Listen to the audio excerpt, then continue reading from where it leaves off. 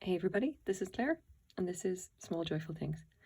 I know normally I would just tell you that I go to thrift stores or I go to estate sales, or sometimes I buy things from Craigslist and I pick up things that I like, and then I try to find out as much as I can about them and then tell you guys about them.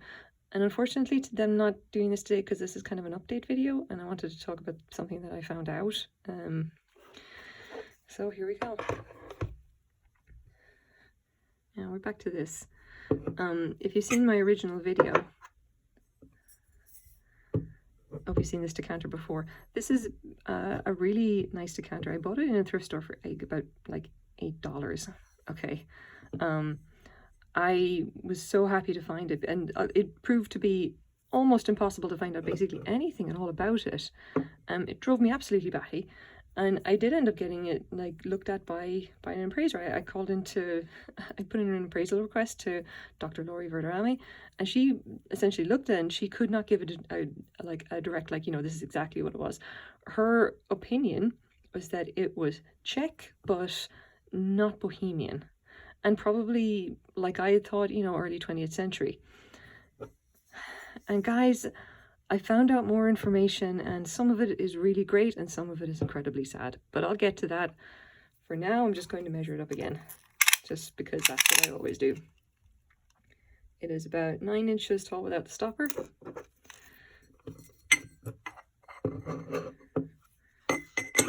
the stopper back on, we'll have a go at measuring it all the way up. Yeah. See my hands everywhere. Yeah, okay, it's about 12 inches tall with the stopper. Put that back down. And about 6 inches across. It's very kind of like, it's got a lot of weight and a lot of bulbousness. By the way, it's almost impossible to clean. And that's definitely going to be relevant in a minute. But anyway, let's put that down nice and carefully right there. All right, I'm going to show you guys what I found out.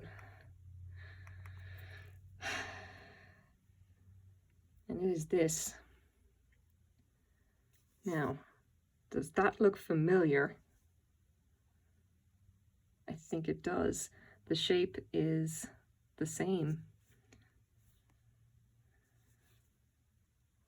Like, it's unmistakable. That bottle and this, like that decanter, this decanter, they came out of the same 3-part mold. They are definitely the same, like from the same source, which is amazing, I have to say. Now, here's the thing. What does this say? Rare antique 19th century Russian blue glass decanter in very good condition. $684. This particular listing, don't ask me how I found this, by the way. Pure luck. I was looking and researching something to do with bottles, and this came up. And I just looked at the shape and I thought, oh my God, I know that. Anyway, what this listing is claiming, hold on. Over a century-long life due to his residence in a calm house of Russian immigrants in the suburbs of Helsinki, creation year, rule of Emperor Nicholas III, late 19th century. Well, it's, if I can get eBay to work with me, 1850 to 1899, Russian Federation. They're saying Russian glass is very rare because of numerous wars that occurred in the territory of Russia. Also, Bolsheviks didn't like beautiful decorated items created in Imperial Russia and obviously destroyed them every chance they had. On the other hand, Russian tradition is welcomes to break some glass as it brings happiness.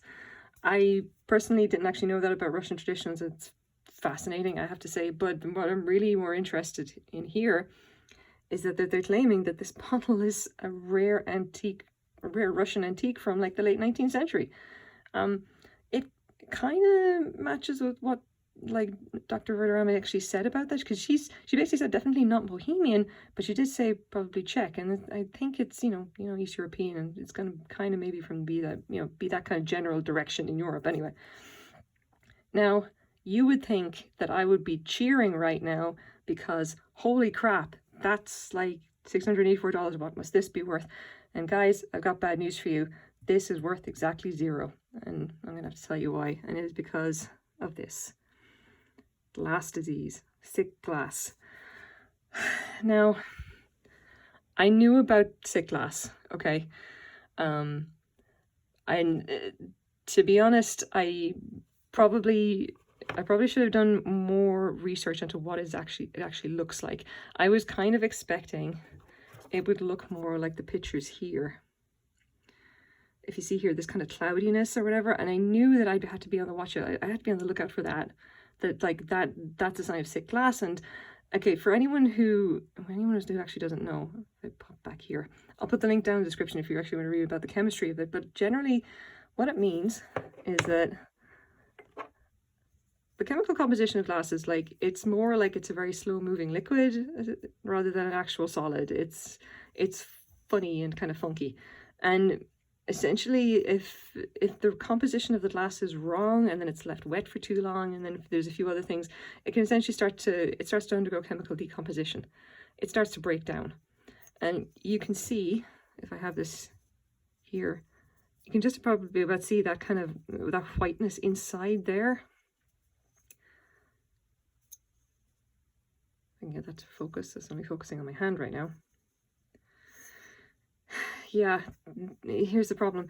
The satin glass on the outside kind of masks this very well. Now, if I actually take a look at the surface here, you can see the kind of little white specks, especially up around here and like there and everything. Yeah. So here's a problem. This nice decanter is in, from what I can tell, one of the stages of sick glass. It is starting to chemically decompose.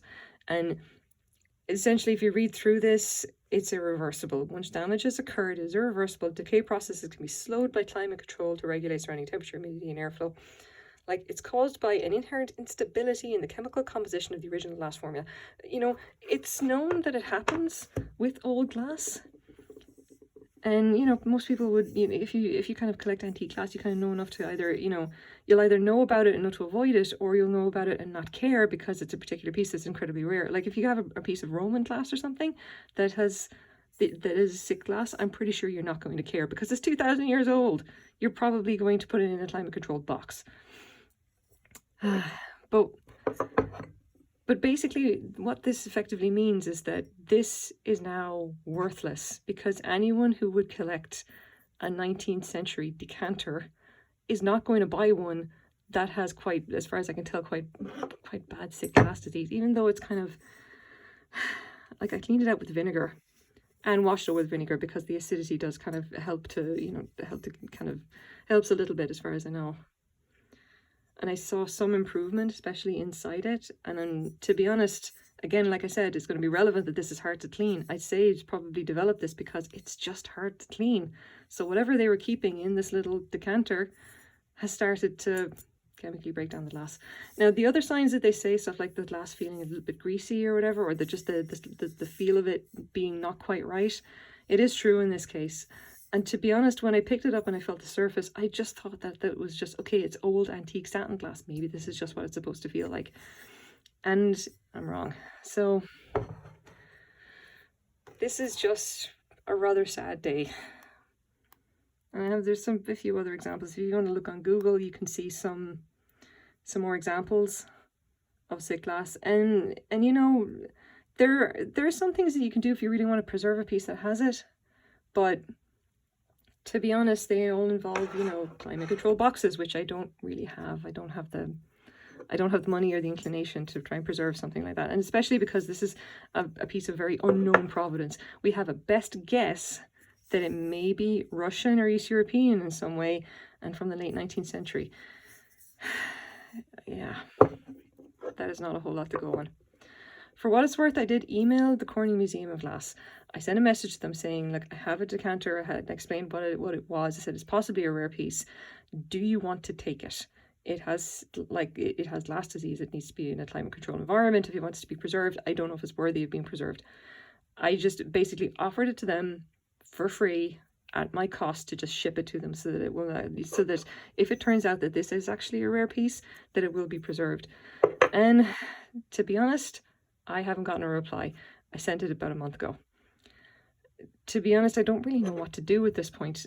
I can't sell it. I've long since pulled the listing for it off eBay. As soon as I realized that this was sick glass, and because I was doing some other research on Roman glass actually, I immediately pulled this down and kicked myself a few times because, like, Claire, you should really, you know, be paying attention to this. Although, again, satin glass kind of masks it really well. Okay, well, I like, you kind of live and learn, and I generally take the opinion that if I learn something, it's not a complete write-off.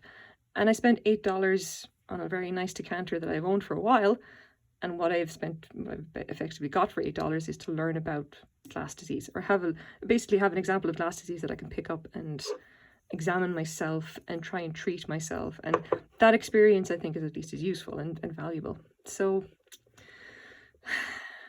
yeah, if the Cornell Museum of Glass doesn't want this, I will probably donate it back to a thrift store. Maybe someone is going to pick it up and maybe use it for something, or maybe they'll like it and not, you know, not mind that it's got, you know, that it's got glass disease. I don't know. I'm happy that I kept it, and I'm happy that I learned something from it. So there's that. So in any case, this is my sort of small joyful thing for the day. Thank you very much for watching, guys. Bye bye.